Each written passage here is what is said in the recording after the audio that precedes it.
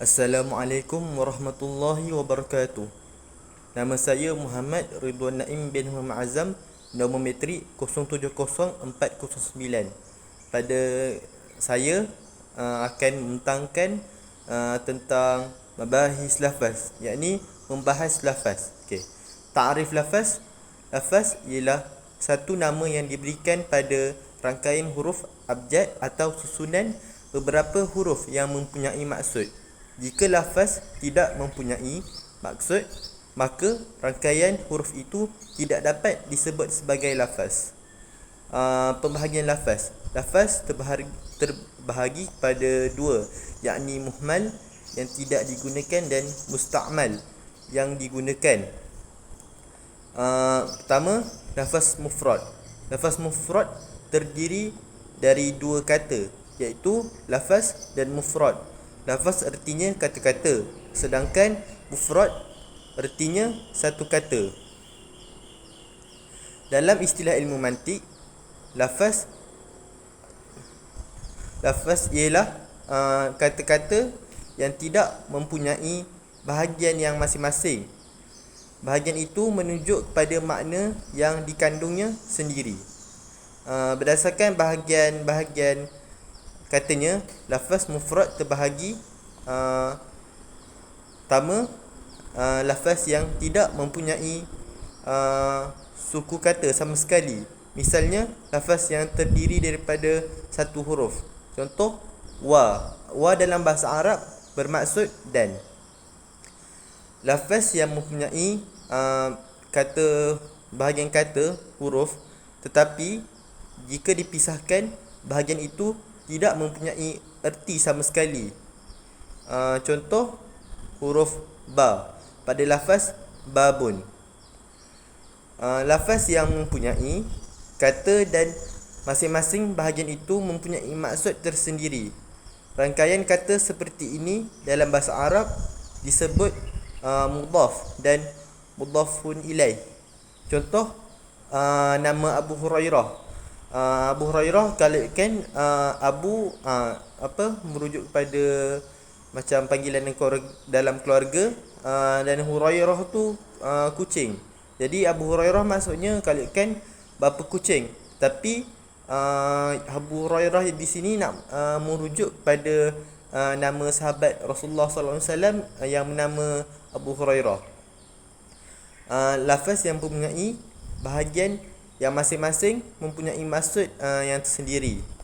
Contoh, natik hayawan. Masing-masing kata ini mengandungi erti sendiri, iaitu tapi yang dimaksudkan adalah satu, iaitu insan. Pembahagian lafaz mufrad.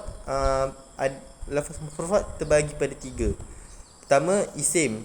Isim adalah lafaz kata-kata yang mempunyai maksud tersendiri tanpa terikat dengan waktu, seperti masjid, madrasah dan sebagainya.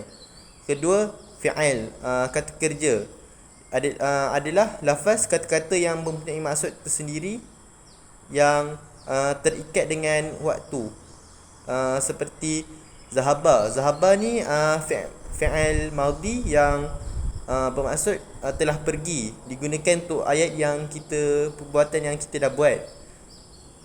Manakala yazhabu ni fi'il mudhari', maksudnya dia sedang, perbuatan yang tu sedang berlaku. Maksud dia yazhabu ialah sedang pergi dan yang seumpama dengannya.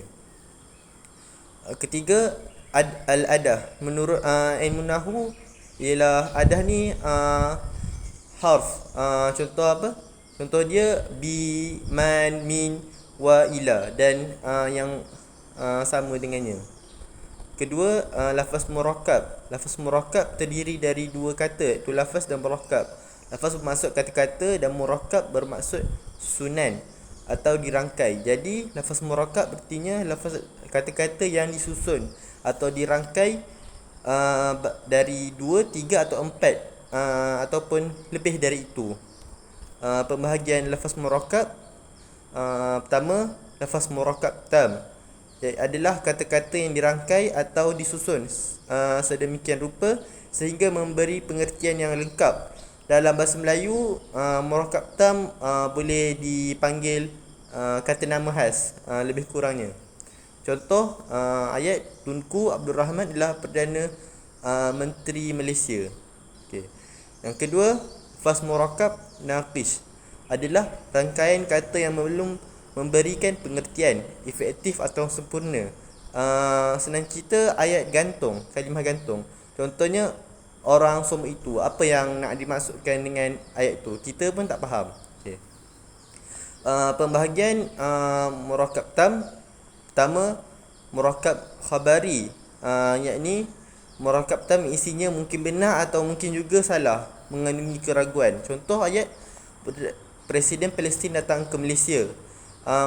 Kita tak tahu betul ke dia datang ataupun memang dia akan datang. Kedua, murakab insya'i adalah murakab tam yang tidak mungkin benar dan tidak mungkin pula salah. Contohnya untuk ayat pergilah ke luar negeri untuk menambah pengalaman. Tak semestinya kena ayat itu berbentuk arahan, tapi tak semestinya kalau nak tambah pengalaman kita kena pergi luar negeri. Dalam negeri pun kita boleh dapat pengalaman. Jangan lekas putus asa dalam menghadapi kenyataan. Ayat ni ialah ayat larangan nahi. Dan akhir sekali contoh dia, adakah anda telah melaksanakan kewajipan dengan baik? Ayat istifham. Okey, itu sahaja pembahasan lafaz yang dapat saya simpulkan. Maaf atas segala kekurangan. Billahi taufiq wal hidayah. Assalamualaikum warahmatullahi wabarakatuh.